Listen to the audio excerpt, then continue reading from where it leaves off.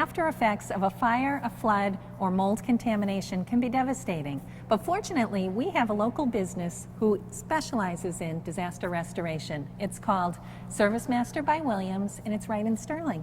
So joining me today is Rob Williams, who is the owner of ServiceMaster Hi, by Jen. Williams. Hi, Rob. How are you? I'm good. Thanks for coming out. No, this is terrific, and there's really a lot that we need to learn about this whole area. What actually got you into disaster restoration in the first place? Well, actually, it's my folks actually were ServiceMaster franchisees 35, 40 years ago, and when I was in high school, it was a natural fit for me, part-time job, and when I graduated from Wachusett, I decided I'd rather go into business for myself, so that's what I did. And you have local roots. I love that. I do. And now, so you've been in this business for how long now? This is my 33rd year. Good for you. Congratulations. Yeah, thanks. That's great. All right, let's talk about some of the services that you offer. In a nutshell, how would you describe what you do? Well, we're a disaster restoration firm, and people call us when they're in crisis, unfortunately, but we meet people after fires or mold damage or flood damage, and we take pride in going out and being able to service them and help them out. And we should say that your customers are both residential and commercial, right? Yeah, yes, they are. A majority of what we do is on a residential level, but we handle some pretty large commercial projects as well. All right, so I'm a local homeowner, and unfortunately, I have a house fire. Right? I'm in the worst possible state, I'm imagining, that I could be in. Yep. I call you. Now, what would you do? Well, we set up a meeting with you, first of all, right? And so either myself or one of my managers would come out, and after we examine the loss and we examine what you need, then we sit with you and work with you and actually create a plan to actually mitigate that damage. And by that, what we mean is, we're going to come in if you had a fire, we clean everything, top to bottom, very detail oriented, and we work that plan out to get you back to what we consider pre-loss condition. So you're talking the contents of my home as well as the frame, structure. the structure. Yeah, absolutely. Well, how do you do that? Are you cleaning my furniture in the house? Are you taking it out? Well, more often than not, we're doing it in the house. We do what we call a pack out when you have fire damage or a flood damage and you have so much damage the home is unlivable, or it's going to need so much contracting that the best thing to do is remove the contents anyway. So on that situation we would remove them, but more often we clean them right there.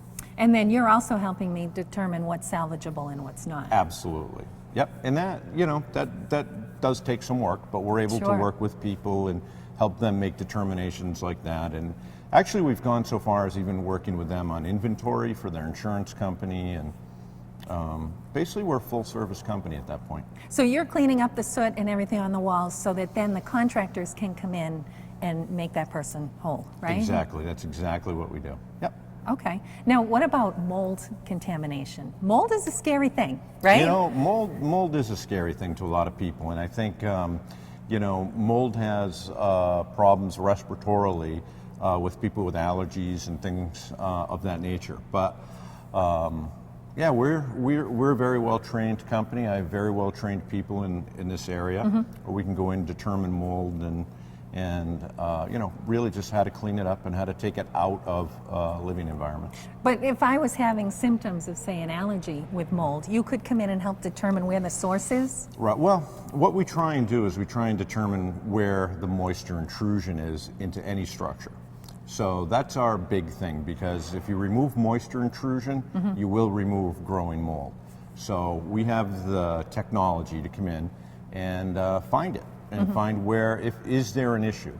Some of it's obvious. You have a pipe break and you have all this wallboard and things in your home that's completely saturated, and if it goes unattended, that's an easy mold source. But the process to clean it up takes special training. It does, and it requires a lot of what we call PPE, which is the tools that we put on our employees to protect them respiratorily, and what we do to contain a structure so that mold damage through the process doesn't spread in the residence or a business environment. And you are fully qualified to deal with all of this, which is good to know. Yeah. We've gone through some pretty extensive training, and got certified, and that's what we do.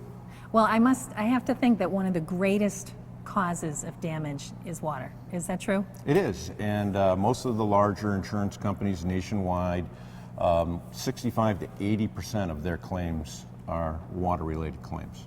And you can handle a flooded basement, or you can handle an enormous project, correct? Absolutely. We do things from a wet carpet in a basement to something like this auditorium. Well, okay, so let's talk about this. We are here today in Gardner City Hall, and take me back to what happened in January.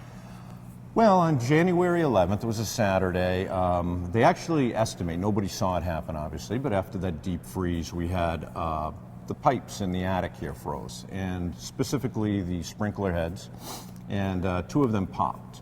And so they estimate that the water was actually discovered on Monday, so it ran almost 2 full days at high force through the attic area and then down through the ceiling into this room and then down into the basement area as well. So you come in on Monday, and there's how much water on the floor? On this floor, there was 6 inches of water. Downstairs in the chaseways, alongside the basement area, there was up to 2 feet of water. And in the entire balcony, actually, there was a foot of water up against the balcony wall. So like the lower seats were actually underwater. And it's coming out of the ceiling, and it's in the chandeliers. Yes. That's a nightmare. It can be, absolutely. It's a lot of moisture, a lot of water intrusion for one structure. Well, actually, it's probably a nightmare for us, but it's a challenge for you. And this, to you, must have been an incredible job. Yeah, it is a challenge. You've got to walk in and see what you're facing, and then know the plan and how to address it and get what you're looking at taken care of. So how did you address it? Well, the first thing that we were really under concern here was this room was completely full of contents. The town was using this area for storage.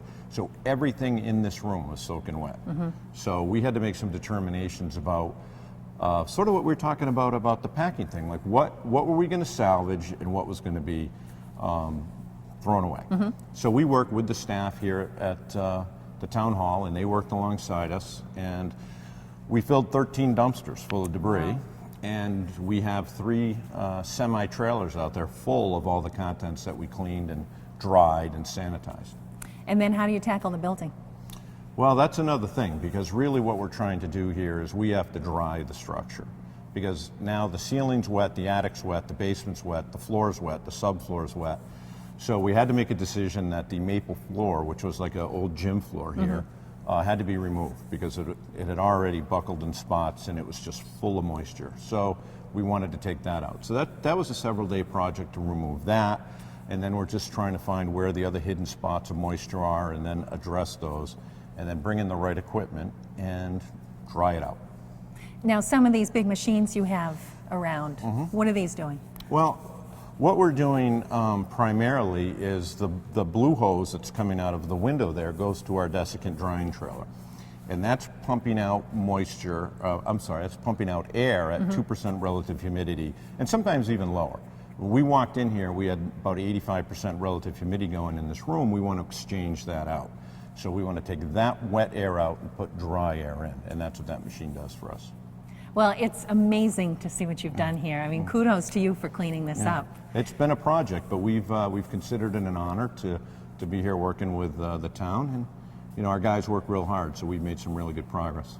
Well, kudos to you and for your many years in business. And just so our viewers know, if you need anyone to clean up water damage, fire damage, or mold, Service Master by Williams. This is who you call. Great. Rob, thank you so much Jen, for talking thanks to us. again. Thanks for coming up. Thank you.